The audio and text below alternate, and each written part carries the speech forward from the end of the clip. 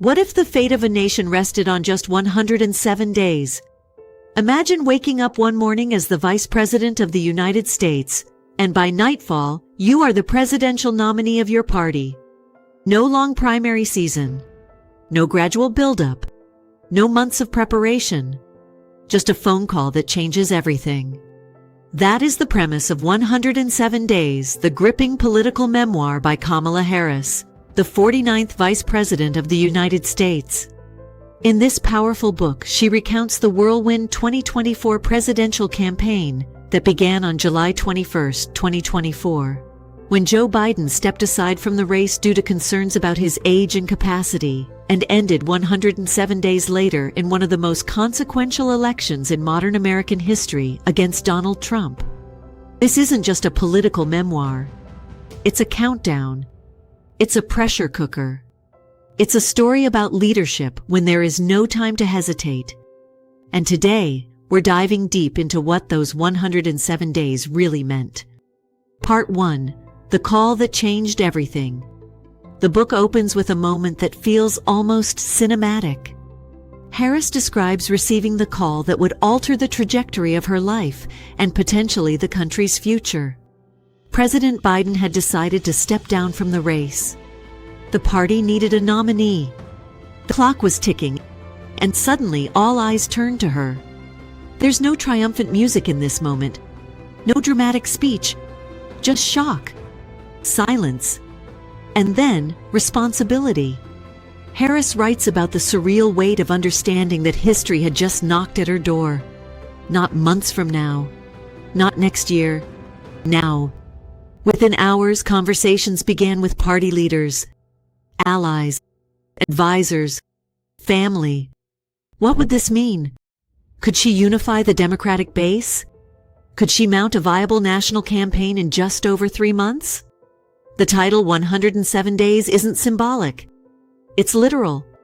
107 days to build momentum. 107 days to define a vision.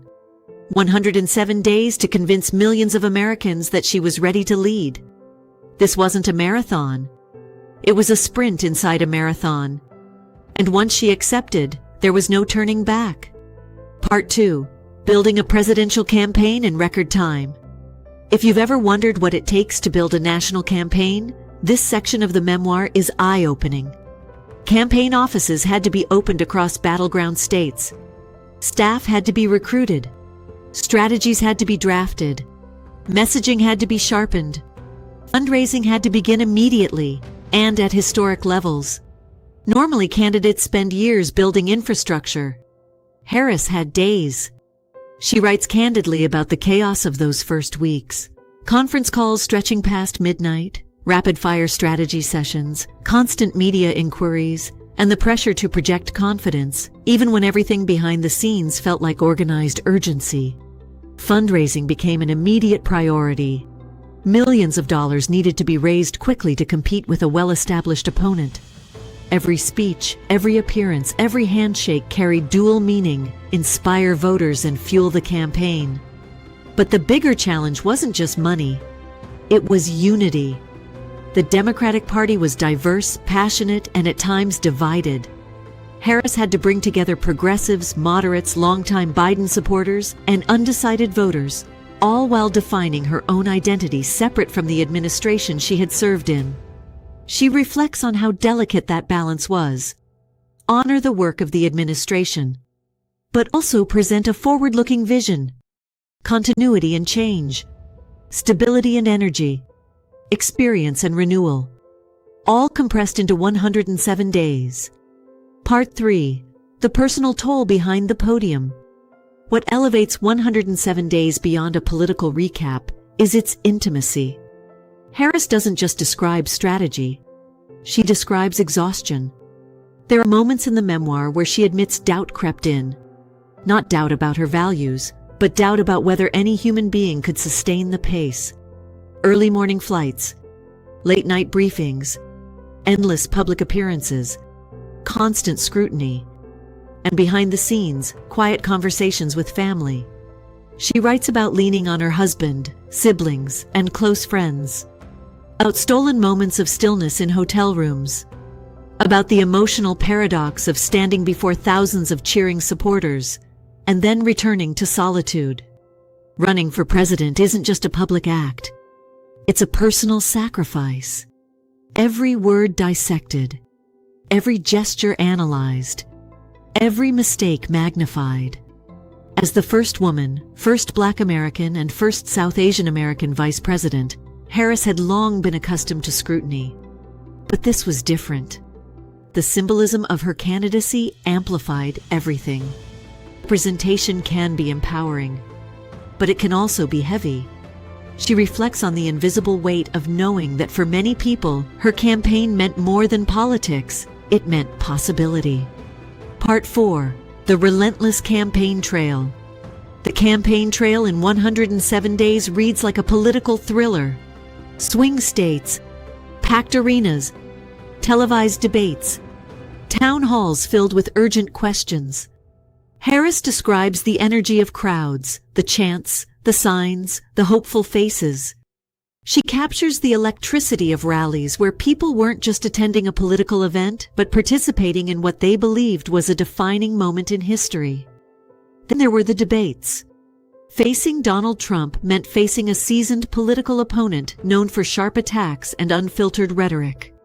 Harris writes about the preparation that went into every debate, policy briefings, mock sessions, rehearsals under pressure. Debates weren't just about policy. They were about perception, strength, composure, authority. In a race that short, one debate moment could reshape the narrative overnight. The memoir gives readers a front-row seat to how campaigns pivot in real time. A news headline shifts strategy. A viral clip changes messaging. Poll numbers rise and fall like tides. And through it all, the clock keeps ticking. Every chapter quietly reminds us, day 14, day 39, day 76, day 102. The countdown never stops. Part 5, Leadership, Identity, and Democracy. Beyond the events themselves, Harris uses the memoir to wrestle with deeper questions. What does leadership mean in a polarized era? What does it mean to represent multiple identities at once? Woman, Black, South Asian, daughter of immigrants, public servant? She reflects on how her life story shaped her worldview. The lessons from her mother about resilience. The importance of community. The belief that public service is about lifting others. 107 Days becomes more than a campaign memoir. It becomes a meditation on democracy. Harris writes about democracy not as an abstract concept, but as a living, breathing system that depends on participation, courage, and faith in institutions, even when they are imperfect.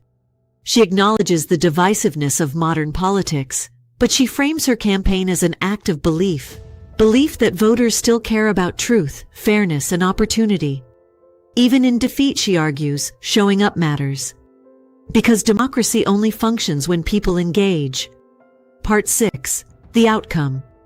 After 107 intense days, the election results came in. Harris lost the 2024 election to Donald Trump. And in the memoir, she doesn't dramatize the loss. She humanizes it. There is disappointment. Of course. There is reflection. There is quiet reckoning with what could have been done differently. But there is no bitterness. Instead, she frames the campaign as proof that courage isn't defined by victory. It's defined by willingness. Willingness to step forward when called. Willingness to endure scrutiny. Willingness to fight for ideals, even under impossible timelines. The final chapters are reflective rather than reactive. Harris emphasizes resilience, not just personal resilience, but democratic resilience. Elections end. Institutions endure. Leadership evolves. History continues. So what do we take away from 107 days? It's more than a campaign diary. It's a story about being thrust into history without warning. It's about preparation meeting unpredictability. It's about identity intersecting with power. And perhaps most importantly, it's about answering the call, whether or not you know the outcome. The book quietly asks every reader a powerful question. If history called you tomorrow, would you answer? If you had 107 days to change the world, what would you do with them? Would you hesitate? Would you prepare? Would you rise? This memoir fits perfectly into our collection of powerful life stories. Because whether you agree with Harris politically or not, the book offers a rare inside look at leadership under extreme pressure. It shows us that behind podiums and headlines are human beings navigating doubt, ambition, fear, and hope. And that leadership at its core is about showing up, even when the clock is ticking, even when odds are uncertain, even when the outcome is unknown. We've come to the end of this deep dive into 107 Days by Kamala Harris. Now we want to hear from you. Do you think her campaign changed how future candidates will approach elections? What part of her journey resonated most? Her resilience, her leadership, or her vulnerability? If you had 107 days to impact the world, what would you focus on? Drop your thoughts in the comments below. If you enjoyed this summary, hit that like button, subscribe to BloomShelf Hub for more powerful book breakdowns, and share this video with someone who loves stories about leadership, courage, and history in motion. Until next time, keep turning pages and keep rising when history calls.